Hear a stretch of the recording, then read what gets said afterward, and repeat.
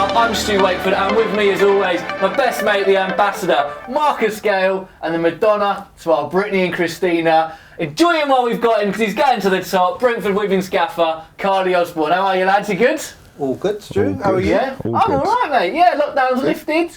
Having a good time. Need to get the lid sorted next. Yeah, I do. That's why I got this hat on, to be fair. I'm trying to hide it as much as I can. I'm all right in that department. What have you been up to? Not too much this week. No? Keep him warm. Just keep him warm. Yeah? Here we are. We're back, to be fair. Girls are back training now, so... Sunday? Who you got? Got Sunday, Crystal Palace away, so that'll be a good one. So, back training. Fancy chances? Should we beat Palace? Yeah, we should. They're better. Had enough rescue, didn't they? Yeah. Anyway, look, we're back in our studio, in our home, and you guys will be joining us here soon. Out there, and I cannot wait. Fans back in the stadium for tomorrow's game against Blackburn. It's gonna be a proper, emotional, exciting day. Only thing missing in here though, the flags are gone. Yeah, the flags are gone. First thing of our finished the flags. I mean, I can't really go up to Tom and say, "Oi, Thomas, I think you nicked something from ours." Really, I mean, well, unless you boys want to do it, but I'm not. No, they want it, they can have them. Cool, They've taken them for the away game, so I'm going to basically do a shameless beg here. If you guys have got anything you want to come give us to dress the set, could be a flag, inflatable, it could be a plant, I don't know, Christmas tree, a Christmas tree, Christmas tree. T-shirts, pictures of these guys, gnomes, anything. Big elf. A big elf, yeah. A big elf if you want. Anything, we'll put it up here because we ain't going to pay for stuff, so we'll take freebies. Big show today. We'll be chatting, of course, QPR and Rotherham, and looking forward to fans coming back tomorrow against Blackburn. Plus, I had a lovely sit down with the assist king, Emiliano Marcondes. Lads, a lot of people will be making their first trip to the stadium tomorrow. You guys have been lucky enough to be here for a couple of games. What can people expect? They can expect a wow factor as they enter the stadium and see the pitch, take their seats. With all the facilities, I think they're going to be blown away by the quality that we have here now. Yeah, for sure. They will be blown away when they first walk in and they see it. They'll definitely lose their breath with it, and then just, it'd be nice to start making it feel like home with fans coming back, for sure. It's feeling like ages. I remember that Sheffield Wednesday game, and we were there and we were kind of thinking, is that going to be the last time we're all together watching a game? And 9 months. 9 months it's been. It's been a long time. Yeah, it's small steps, and soon we'll get it packed. Can't wait. Well, look, we're all excited. To get us a bit more excited, we're going to go behind the scenes, access all areas, with a little look at QPR last Friday.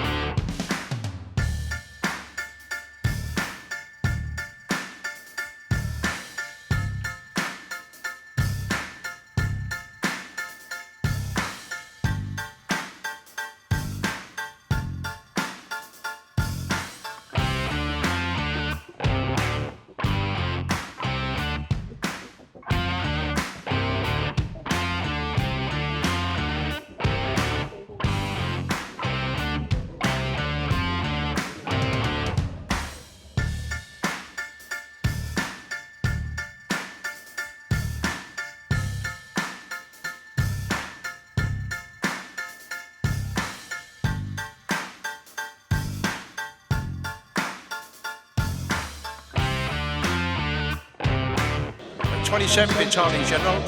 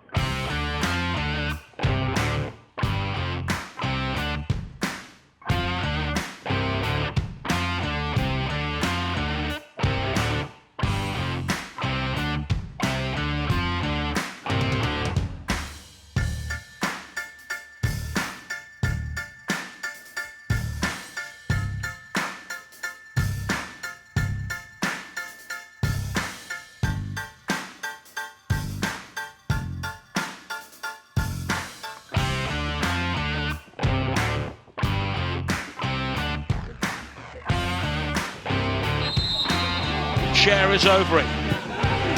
Flighted in, looking for Bond. It's met by Tony. Ivan Toney has the game's final touch.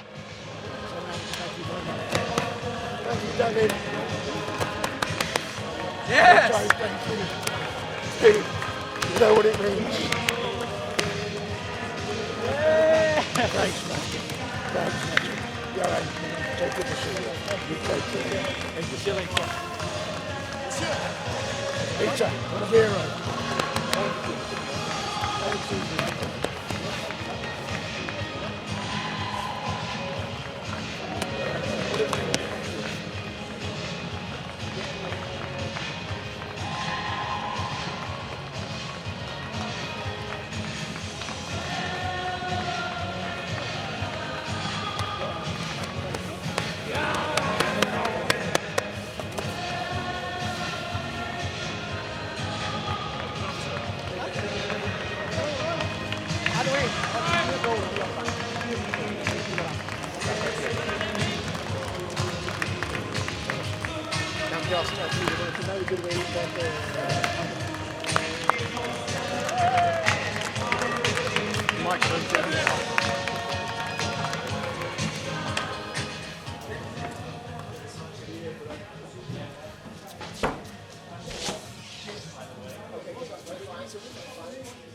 Lads, we'll get onto the QPR game in a minute, but so weird because a couple of weeks ago it felt a bit gloomy, if I'm being honest. Today we're sat here 2 points off top, unbeaten in 8, and fans are coming back. Completely different atmosphere, isn't it? It shows you what a few wins can do, isn't it? You know, the performances have sparked back up. I think the fans probably felt low, like everybody, with the Wickham draw away, and I think it just exploded with a lot of tweets going out and blah blah blah. But it goes to show the team has done relatively well, bounced back, got onto that winning trail, and here we are. We're 2 points off the number 1 spot. Yeah. Yes, football changes quick, and that's for sure. So, you know, the boys have been putting in some good performances, and they're growing stronger and stronger. And now we're starting to sort of see the fruits of that hard work. And it's all coming together at the right time, I think. And now hopefully this will be a catalyst to us to keep kicking on. You know, I love a cliche. You nearly said one. A week is a long time in football, is I think what you were looking for. Oh, no, it is. It's Too really long true. sometimes. Let's talk about QPR. A largely tighter game against them than we've had in recent years, and I'll be honest, a bit tighter than I was expecting. What do you think, Karleigh? Yeah, no, it was a tight game, to be fair. QPR were decent on the day. They moved the ball pretty well, created a few opportunities. And I thought Rico was fantastic against QPR. Kept Bright Samuel as quiet. And he's as a player, so Samuel. Yeah, and he's their biggest danger. Like, he was their biggest showed threat. good but pace. Rigo Henry kind of dealt with him, which I thought was brilliant. And then the quality just showed in the end from Brentford. It was closer than people would have wanted, but the main thing was got the points. Be honest, half time, we see those changes. I was like, oh, what were you guys thinking? I wasn't sure. Like, I thought it was a substitution for Madsbeck. yeah, Because well, of you the see yellow Pontus card. ready. Yeah, you thought. So I thought it was coming on for that. But I didn't see Thomas going into the back three. But the changes, it seemed to work, and we got to that second half in a good shape and kicked on. So have to give the manager full credit for that. I was gonna say it's nice to see. Like it was a risk, wasn't it? But it was a masterstroke in the end. Yeah, it was. It was a risk, and sometimes you have to make those decisions. And once the boys kind of settled into it, it just looked really good. You know, they looked solid defensively as well as attacking, create opportunities. We was able to open QPR up a bit more as well, which was fantastic. So it was a masterstroke from us. That's what I was going to say. Like, what was it that it changed? And so it was creating those opportunities and the spaces for the attacking players. Is that what you're saying? Because defensively we looked all right. Yeah, no, exactly that. And I think it just it put QPR on the back foot a bit. They wasn't sure where they needed to be and who was going to press sort of and at what time. So I think it caught them off guard. And Brentford capitalised on that. So Emiliano at right wing back, I did not see that coming. And he did well, I thought. He did well, It was yeah, a quality. he did. Like most derby games, we didn't go without talking points. And what we do on here is we talk about talking points. So let's talk about the first one. Mads on Lyndon Dykes. What did you guys think? First time I saw it live, I thought, oh no, it's a pen and he's off. Yeah, I thought that was in the box, But it wasn't. but Was it it? clearly wasn't. He's just eased him out of it. You know, if it's in a different area up in the field, is it a yellow? I don't know, but we've got away with that one in that sense. You know, it wasn't in the box, so it wasn't a penalty. Madsbeck has stayed on the pitch, which is a bonus as well in that situation.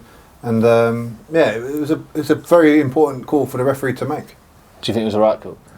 At first, when I was watching it live, I didn't actually think it was a foul. At first, I thought it was just a coming together, shoulder to shoulder, and he's just been stronger. Then once you see it again, you can see he has kind of eased him in the back. But I think the ref's done well with that decision, because it could have been, QPR are trying to pressure him to get him sent off and those situations. I think the ref's done well with the decision he's made. He took time over kind of giving a card and making sure he gave the right decision. It felt like ages, didn't it? I was going, oh God, just get it done. You know, when you're like ripping a plaster off, I was like, I just need to know. I just want it over and done with. Do you think the position of it being on the left side of the box maybe helped Mads out? Because if that's right in front of David in the middle of the goal, surely you're probably going to go his last man goal scoring opportunity. Where it's a bit further to the left, something else might have happened there. And also, is it that fine line between, like, literally it's like inches, isn't it, between your shoulder and your back? Mads has obviously gone shoulder to shoulder with him. Yeah. He's covered around pretty well. Yeah. That's what's put him into that position. And once he's got there, he's just put a bit of contact into him. The modern day forward is going to fly over. That's it, isn't it? And go over so easy as well. But that's what we have to contend with. That's not saying Dykes has dived there, is it? He's just been clever and he's gone, use my body a bit. Because then if he hits me in the back, it's going to be a free kick or a pen. So. And I think they've scored from penalties as well this season, so that they probably are looking for that even more so. Yeah. Cool, right, well, let's get on to the second one then. This is a bit easier. Ivan's goal here, onside, wasn't it, really? I mean, there's no question. Yeah, it was onside. You can see he's looking across the line. It's a great little ball. Yeah, lovely ball from Brian. Clever ball, great finish. Just harsh to be called offside because it was onside. Well, that's an easy one. Third one I think is pretty easy as well. Todd Kane, second yellow here. Yeah. Surely no complaints. Yeah, he's taken Marcus out pretty high. And then that sort of situation, it's the second half. The game's still tight. And you don't want to go into challenges like that, especially if you're trying to get back into the game. So is that it on that one for him? Because it's not like a dirty, horrible, premeditated thing. He's just got there late, isn't he? And he's... Yeah. You just got to be careful in those situations. It's a coming together where they're both running at each other, so there's no room for error whatsoever. And he's made the tackle, he's late, and it's a second yellow, which was a benefit for Brentford. Right, last week, I'm pretty sure we said this. I don't think I'm making this up. I'm pretty sure we sat here and said, we've got a chance at set pieces against these lot. We did some research. That didn't just come from us on a whim. And what we do is we research things. That's because we'd heard at Rangers and other places maybe Mark Warburton doesn't focus too much on defending set pieces. Luke decided to stick it not in the edit. And so we sound like liars. It's easy for you to say that. Easy for you to say that now it's happened. We did call it last. We did call it, didn't we? So, as proof, here's the clip. Now, I've seen a few people on various podcasts I listen to who worked under Warburton at Rangers and stuff have said that he wouldn't ever train defensive set pieces, which seems unbelievable. This season, they've conceded the joint most goals from set pieces as well, 5. You worked under him. Could this be an area that we could exploit? See, we were bang on. Luke, it's your first warning of the season. You've been all right up until now, to be fair. Talk to me about set pieces. We're showing a bit of ingenuity, aren't we? Even against Rotherham, there was a couple where the commentator was like, the delivery's not quite right. But it was the areas we were hitting were a bit different, and we were trying stuff differently. This one, for the Ivan's goal, I don't see how this is stoppable. If the delivery's spot on like it was from Emiliano, you can't defend this, can you? No, you can't. As soon as Ivan gets across the defender, that's it. You're hoping he gets too much contact on it. That's all you can. That's all you from can Ivan. Yeah, from Ivan. You're hoping he gets too much contact, so there's too much power, and it doesn't get past the near post. But other than that, it's fantastic delivery, fantastic execution, and it's a good goal. So is that because basically you can't have someone stood in front of Ivan from QPR's point of view because he's in the way of the keeper, I guess? Yeah. You need the space. You can have someone standing there, but it depends on how many other people have come in the box, how many are in the wall. Those situations, they make a difference, don't they? But the defender's got to do better to just not let him get across him. Well, that was both of their starting positions anyway. Yeah, I was going to say, the Ivan starting started position on the left-hand side of that defender, so he's got no chance in getting around with a ball whipped in so quick to get over that side. So should the QPR lad have been the other side of Ivan? There's an argument for that as well. But then you can't see him because he's behind him. But he should know where he is as well if he's on the right-hand side of him. But it's a difficult ball to defend. Yeah, the whip. The whip. And as Karleigh said, if you're a second out or a millimetre out of that, you're not stopping that sort of ball going in. So it's a great position for Tony to take up and a great ball whipped in. Yeah, amazing. Well, that ended 3 games in 6 days, which was ridiculous. A couple of days off, and another long trip up to Yorkshire. Coming to the 7 o'clock, we get the team news. One name straight away that screams out, Marcus Forss. But not as a 2 with Ivan. It took me a while to work out what we were playing, because obviously the personnel with Tariq and stuff in there. So it was in a 3, our traditional 3 instead of a 2. What did you guys make of that? I thought it was good. I don't think, obviously, Marcus was proper wide left out of there, but with his natural instincts as a centre forward, he probably played a lot further inside than a natural winger would, and I think that helps, especially with the movement of Tony coming off short and creating some spaces and leaving Marcus up front on his own at times. I think it worked perfectly. So like leaving Tony, and so at one point Ivan was sat in front of our back 4 pinging a absolute Chubby Alonso ball over the top. Thomas said 4-4-2 maybe hasn't quite suited us. Would you give up on it yet, though? I wouldn't necessarily give up on it, but I think the fluidity of it and the way that Brentford want to play 4-4-2 is quite a rigid formation, which I think that ends up stifling Brentford. So with the 3 up top, I think it worked well because Ivan is happy to kind of do the defensive side of it as well if he needs to cover or drop in. And he's unselfish. He will make runs so that Marcus can maybe come in and go down the middle and things like that. And they created chances. I think one of the goals come from a bit of play like that, where Ivan's gone down the side, Marcus diagonally run inside, and then it's built up, and that's where they've ended up. So it worked really well, and it's definitely something that I feel the manager will probably be looking at more now and thinking maybe this is the way we could go. It makes us more dangerous and more aggressive attacking wise.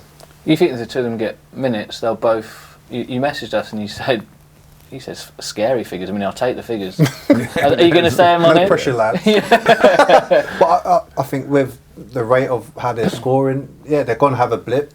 But I think the way the team is playing at the moment, it's only going to get better. Marcus, when he gets more minutes in the team, will score more goals. So I see them both scoring some scary figures in this team. Shout out to Tariq as well, right back. I know he's played there for Ghana. We've seen him a couple of times in the Cup. Thought he did well. Yeah, no, he did. He did do well. So it's always hard to adjust to a different position when you're maybe not defensively minded naturally or whatever. But he done really well. I thought he done well there. Played a good part in the goal as well. Yeah, Marcus great ball, wasn't it? Great far post ball whipped in. He's got that in the locker. Yeah, it seems to be like the fashion now, isn't it? Like wingers come back as fullbacks quite a lot of the time now. That's where a lot of fullbacks have started up wide, right? Yeah, it's starting to happen. It is, and obviously fullbacks are a lot more attacking now as well. Yeah. So you can kind of get a winger who is strong attacking, but you can kind of get them to adjust and drop back in at a right back or right wing back, whatever it might be. So it is happening a lot more, and he's done well. Can we please talk about Emiliano? Oh my word! What a player! This is his goal on Friday. He followed it up with a hell of a performance again against Rotherham. 500 grand apparently. Well, that's not inside knowledge. That's just what's been around on the media. If that's right, 500 grand. Someone at Bockham's got a word of themselves and they've let him go for 500, right? Bargain, absolute bargain. Well, he's in the right place, right moment with Brentford, playing in the team that needs that sort of position being filled with absence of Norgard in there. So, but he's come in. He started off so well. He keeps it simple. I think he mentioned it last week. He likes simple players. He does that very, very well. And to add goals to his game as well makes him even a more valuable player for us right now. You say he's a simple player, right? He's chasing people down. I feel like I can almost hear him myself. He's like, you just see him like marching around. I'm like, have you stood still yet in this match? He's just everywhere, And you know, like, I mean, I'm only going from Sunday League stuff, right? But you can hear the geezer chasing you, and you like hear their breath, like, nah, you're right, and you just kick it away. I feel like when I'm watching him, I can hear him going like, I'm coming for you, and I'm like, nah, you're right. But what happens when Christian's back?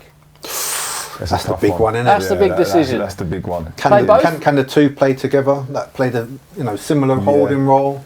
Is one happy to play a little bit more advanced? We're not sure, but that's a problem for Thomas to sort out. Yeah, for sure. What do you do? I don't. You're going to Hey, want you're to, a gaffer. You got to make these decisions, mate. Yeah, You want to be down there one day. There could be another formation change coming. Listen, you want to try and get your best players in the team, as much as you can. And if you can figure a formation to do that, then fantastic. It doesn't always work. But I feel like if you can get them in the team, what that allows Brentford to then do even more of, attacking-wise, even in wide areas with the fullbacks. I think, we saw a little bit of it at QPR where when Rico did go down the side, Bright Samuel was trying to cheat and play behind him, and they got in a couple of times like that. It just makes you even more defensively solid, as well as having two players that can pick a pass from deep and create opportunities for you from a deeper angle. So that'll be something he'll be thinking about, but I'm glad that he's doing it at the moment and not me, I'll be honest. It's true. 15 games in.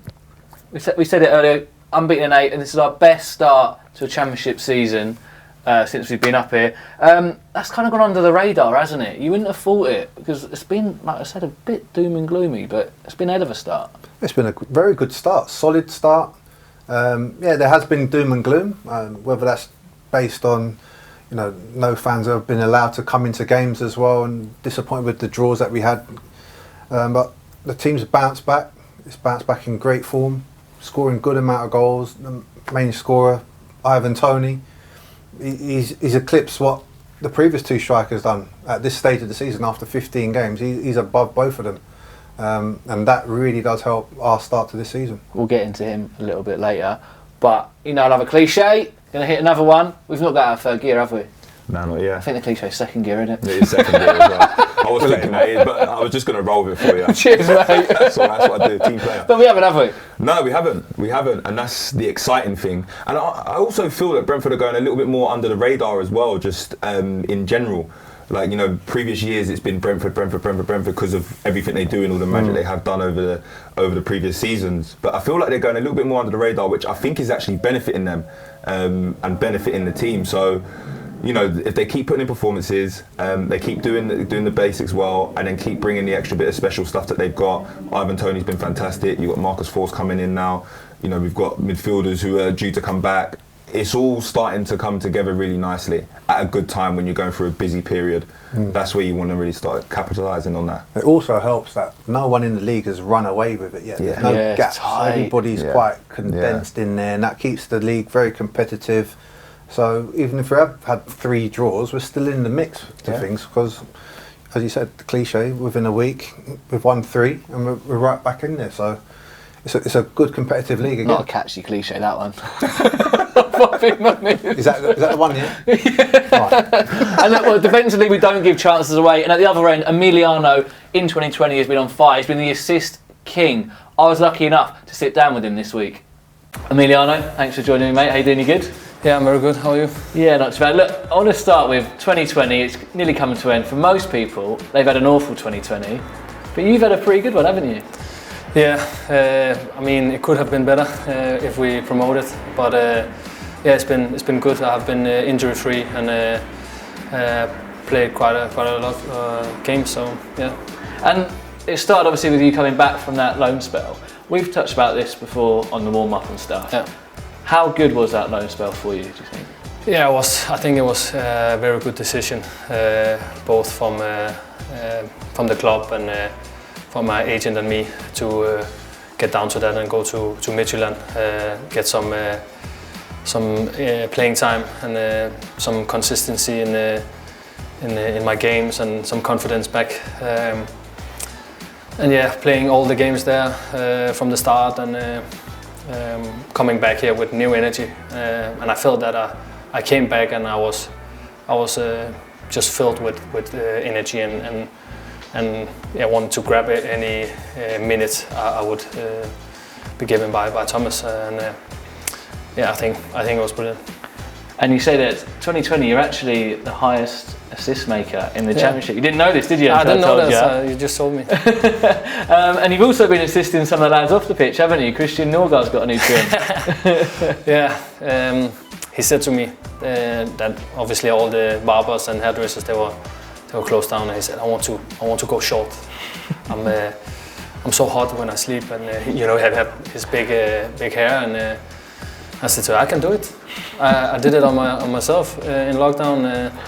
I said, nah, I don't really trust you. And some of the other guys, they said, no, don't let him cut your hair. And then Matty, he said he can actually do a decent job, because I did his hair when we played in Northland many years ago.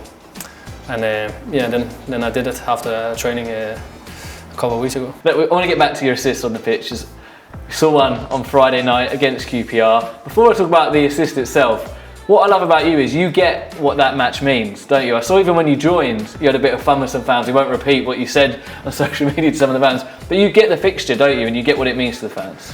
Yeah, and I remember when I came to the club, even before I signed with Brentford, I asked who is the biggest rivals, and who does the fans hate and stuff like that. And they said QPR and Fulham were the biggest rivals, but some were hating more Fulham and some more QPR. And I said, why is that? And then I got all the story behind the QPR, and the owner wanted to buy Brentford and Griffin Park and like get rid of Brentford. And that really got into me that, okay, then they really want to get rid of Brentford, and that's why there's this big rival. Have you ever heard of anything like that in football? Because it is quite a unique story, isn't it? Yeah, and no, I haven't heard anything like that. I think that's what rivals they want to get rid of that club. I think that's what makes it a unique fixture. And did Peter say much to you? Because I know that he gets into the lads and he does say a few bits and bobs. So did he talk to you about it as well? Yeah. Also, Peter he don't even want to say QPR. Yeah, he didn't do it in an email to me the other day. He wouldn't even say it in an email. Yeah. He says Shepherd's Bush or Westfield or something like that. So he have been telling me a lot of stories about that. And when I come from outside and I come from Denmark, I don't know these things. And for the fans to tell me and from Peter to tell me is just give me more energy, and I can carry the Brentford shirt and the logo on my chest with like bigger proud, and I want to do everything for the club. It's evident, because it seems like in those games you really see your passion, and you seem to love those big games when there's a lot of ride on it, don't you? Yeah, I just wish there was fans. In these, when we scored, when Ivan scored 2-1, you just want to have fans there to celebrate with and jump out to them and be crazy with them. And we'll get on to fans in a minute, but I want to talk to you about that moment where you set up Ivan's goal. The delivery on that was absolutely unbelievable. When it's left your foot, did you know, right, if he gets on that, that's a goal straight away? I knew before I was taking the free kick that this is going to be a big opportunity, because I was so close to the box, and with the high line they had, I knew where I should put the ball, and with the pace, put a lot of pace into the ball, and it's going to be very dangerous. No matter if Ivan didn't hit it, it would just go into a defender or maybe another Brentford player to put it in. That's what I was thinking about. And how much do you work on that sort of game? So I know you've got your free kick academy as well, haven't you? Yeah, I've been working a lot on free kicks and just shooting in general since I was very young. And I did my first free kick class in Northland when I played there with the academy players, where I was talking about how I hit the ball and got the dip and the pace, so it would be dangerous for the keeper and unexpectable for him to save it. And then in the previous lockdown, I was thinking about can I do that again and maybe create a thing about it, and then I did it this summer in the break, and it was brilliant. There was a lot of happy kids, and when I was practicing with them, they kind of understood how I did it, and they tried to do it, and some of them actually really improved. Say about kids, I want to know how you do it, because look, I'm all right. I can play, but I'm not great at free kicks. With someone like me, do you think if after a bit of tutorial from you and a couple of sessions on my own practicing, can anyone pretty much pick up if they work hard enough? Or yeah, I think it's about working, but I think you need to have a decent shot. Yeah. Before, I don't know how you shoot. I think I'm all right. You need to be able to hit the ball. Yeah. And to hit it with quite a lot of pace, and you have to turn your hip out a lot actually. And but you're not gonna learn it. Also, the kids, and I also told them that from the beginning, that you're not gonna learn it today. Yeah. I'm just gonna give you some tips, and then you have to practice for years to learn it. So it's not just like that you get it. Where did you get it from originally? From Cristiano Ronaldo. Oh really? So when you watched him do it like that one against when I was Portsmouth very young, 10 years old, I watched YouTube, and I posted when he hit the ball and his run up. He was on his toes, and I tried to do it, and then I went back on my computer. We didn't have laptops or iPhones at that time, so I was on my computer and posted when he hit the ball and how his body was, and his arms, his foot position, and then it's just improved and developed into my own kind of way to shoot, because I don't want to say I shoot like him. I just took some of his techniques, I would say. Well, we've seen it a couple of times. The one I want to ask you about then, because a few people have said this, Stoke in the FA Cup that day. You meant that, didn't you? Yeah, I would say I tried to go for the goal, but if no one touched, or if it was a bit further out, someone could just touch it. Yeah. But I meant to go hard for the goal, and if someone touched it, it would be dangerous anyway. So guys, obviously you got on the score sheet last time, fans were back in that Sheffield Wednesday game. Yeah. Back in tomorrow. Yeah. How excited are you to see them again? Yeah, I'm looking so much forward to have the fans back, and my memory is good with fans. So last time we had fans in the Championship, I scored. So I hope I can do the same. Do you think it will have a big impact on the match itself? Do you think it will change things at all? Yeah, we were talking about that in the team, in the dressing room, and I think it maybe might change a bit, because now we have been so focused on only the game, and we haven't had any obstacles or someone to disturb that, and maybe also the referee. He haven't had any noise around all the free kicks, all the fouls. So I think they can put a lot of pressure on the ref, and maybe also on the players. Stress the opponent a bit. And we've seen obviously the first goal in the new stadium, but no one's scored in front of the fans in the new stadium. So is that what you want to do? A free kick for Emiliano, the first goal in front of fans in the new stadium? Yeah, that would be brilliant.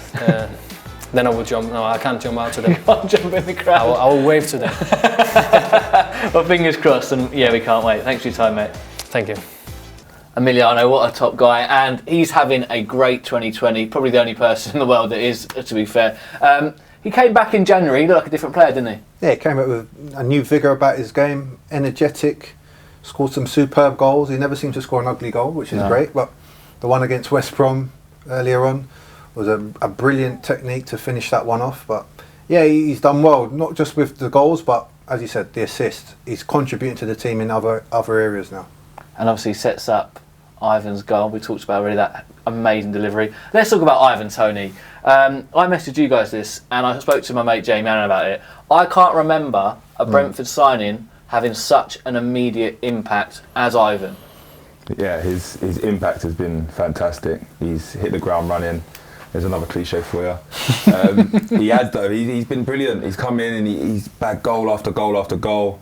But it's not just the goals, it's his overall performance. He's bringing other people in, he's being clever and buying fouls, getting the team up the pitch. He's just as important defensively. He made a good few clearances against QPR, winning headers and things like that. So he's come in and he's been a real plus for the team, and he's definitely made the team stronger. Why are people trying to do the physical battle with him? QPR, Rob Dickey's trying to have a scrap with him. Angus MacDonald at Rotherham trying to have a scrap with him. I've never asked him. It looks like the man thrives on this. It seems to bring out more in him. I can't get my head around it. He's a bit like the Hulk, isn't it? The more you anger him, the stronger he sort of gets. But would you not try and do that against it? There must be someone's telling them, try and get physical with Ivan Toney. What's As a the defender, process? I think sometimes defenders can do that. Their ego can grab them and they can start thinking they've got to throw everyone around and things like that. But Ivan is a strong lad, uses his body well. Yeah. He's a clever player as well. So at some point, you have to work out that that's probably not going to work against him. I've got to do something different. But for Ivan, they just keep sort of powering him up as because he gets stronger and stronger. Yeah, he's carrying himself like a skipper as well, isn't he? His personality's come out. Yeah. And it's a bubbly character as well, we can see. He loves the goal scoring, he loves the dancing. He loves to gel people in the team together. As you saw when he scored against Rotherham, he's run straight over to the bench and called everybody over. Yeah. Just to show that sort of team spirit. We're all in this together. We want to push on and have a really good season. He scores goals, but we also know he can spray it as well. Absolute Vision Express on that pass, wasn't it? To Marcus Forss. Who knew he had that in his locker, eh?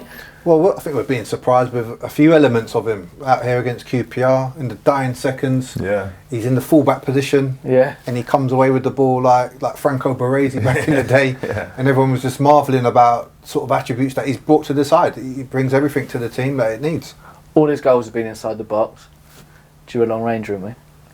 Yeah, at some That's not me point. digging him out, by the way. I'm not like... It just goes to show. Ivan, any danger, mate? Come on, sort it out. But no. He's a proper striker. He's always in the box. He's always in the end of something. And that's what you want from your striker. And I'm sure he'll add a few long ranges in soon. But as long as he keeps getting the goals, that's what matters. It's going to be a long ranger next time he's on the pitch, I guarantee. This weekend he's going to score a long ranger. Clip that up for next week, Lukey. No pressure.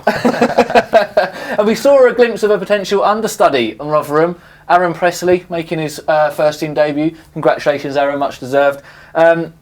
Wasn't on for long, but I loved it because, I don't know about you, he was getting in the thick of it. He's roughing up defenders, he's having a go at the ref, he's having a go at the keeper. I imagine like when he came on for your debut, trying to be a bit understated.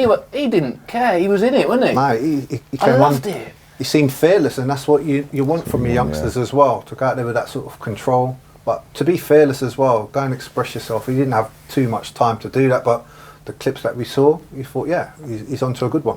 On that, right, so he didn't have much time. I was thinking it, and I'm going, just give it to Aaron, go on, he wanted this to happen. But obviously it's game management these days. You know, we've got to make sure we're doing it right. If you're him, are you going, just give it up to us. When you're watching Bonnet and Ethan, just pass it around the back to play out at 2-0. Of course, for him, he wants to get on the ball as much as he can, and he wants to get involved as much as he can. But he would have been given a set of instructions as well to do when he comes on. So the most important thing for him would have been that he just gave a good account of himself and let the manager know that he can be trusted. That's the biggest part of it. And obviously we're going to look at his size and go, and he is physical. We saw straight away. That's going to help us, isn't it? He can also play, by the way. But like, if Ivan's roughed up the centre halves for that however long, Marks has been making these runs off the left, and then you go, we're bringing this lad on. He looks like a nice lad, this young lad. And he comes on, he's roughing up, he's having a go at everyone. That's a centre half, you don't want that, do you? Nah, it's relentless and it's annoying. I've been there before when you think you might have escaped one, and then you look over and you think, oh no, not again. It's not the nicest. So it'll be good. Especially when both of them are on a yellow card as well. So they're on thin ice. That's not a pun either. But yeah, they were on thin ice. But yeah, it was great just to see him get on. You had a little chat with him, didn't you, in the week as well? Yeah, we exchanged a couple of messages last weekend, just saying how good it was just to see you on the bench against QPR. Just gave him a couple of little pointers about little things, but he seems to be a student of the game. He said he's studying Ivan Toney and how he uses his sort of physicality out there. He's just learning a lot, which was quite pleasing. So yeah, really pleased for him to be out there. That was, he's got a great attitude and he's got a great finish on him as well, by the way, as we found out in a new feature for our new YouTube show, The Sting, fronted by our very own Luke Gregory. He's here behind the camera today. Come over, mate. Come on. Come on. If you want to know what Luke actually looks like, boys, have you got a picture of him down there? Oh, have we? Yeah. We have got a few pictures. These will be going up somewhere Here we go. Go on, zoom in. Poster. We need to zoom in on here. This is going to be the star of the new show, The Sting. I can't wait to watch this show. I can't wait. We've got him off the radio because we need to see him in front of the camera. He's also known as obviously the Edit Saboteur. It's going to be a good show. We're giving you so much content, and here's a little clip from The Sting that's going out next Wednesday. Say if I was going through on my right foot, I might touch to a bit to the right and finish near post high, or I touch back onto my left and whip it across the goalie. Yeah, they're the two finishes I'd really focus on when I'm looking at going down the right. Love that, what a guy, and that is going to be a lot of fun, The Sting, out on our YouTube channel on Wednesday. Pretty much it for this week. Feels like Christmas Eve though with the fans coming back. If I'm being honest, feels more important than Christmas this year. Single, no kids. Anyway, before we go, let's make some of you guys happy. It's competition time, and we've got a copy of Football Manager 2021 to give away. Maybe we'll try and get someone to sign these. Maybe one of you boys could sign it. Anyway, get on with the quiz, you idiot. Last week, we asked Mads Roslev, with a return of fans, who he would pay the entrance fee alone to watch. I think I'll take Rico Henry to watch his defensive side. Like, he's so good defensively, and his aggressive style is just unbelievable and very fun to watch as well. Rico, curveball that. I paid money to watch both of you play. Any danger of that money back one day? No chance. No refunds, mate. Nah, I mean, Value for money as well, by the way. No? I got you second spell, to be fair though. That guy's on me already. To be fair, He's my on first spell, well, I only had one spell, but my one spell went all that forget about them FIFA stats. Please. Anyway, look, competition time. Get your hand in that bowl and we'll get some on Football Manager 2021. Okay, let's do this. So I went all serious there, didn't I? It did. You did, yeah. Luke's Parkins running out. Oops. Shake that one off. Who's it going to be? Who's it going to be? Kaz at Sussex Blonde X.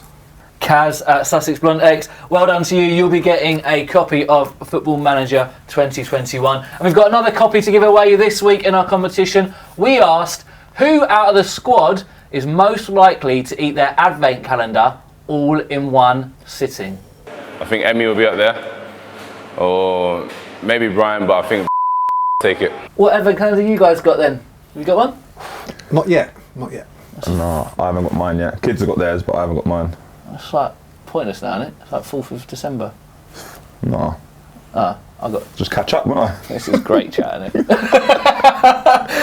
Look, tell us who you guys think would eat their advent calendar in one sitting. Get in touch, or just wait and be lazy, and we'll stick it up in the week. That's what I'd do probably. But if not, put it in the comments below, and we'll pick a winner ahead of Forest away next week. That's it, and the day has finally arrived. Reunited in this place together for the first time. What a special few games we've got coming up. Remember, you can get the matchday programme by the award-winning Chris Deacon. I say it every week, but my dad, he does love that. I reckon, to be fair, he's probably more proud of Deeks than me at the moment. You can get that from the Curtis Sport website. This week, there's some great features in there, including a Q&A with Matthias Jensen. And for those of you who won't be here, remember you can follow all the action on iFollow at brentfordfc.com/iFollow to get your match pass. Less than 24 hours to go till you'll be joining us here at this place. I cannot wait for that.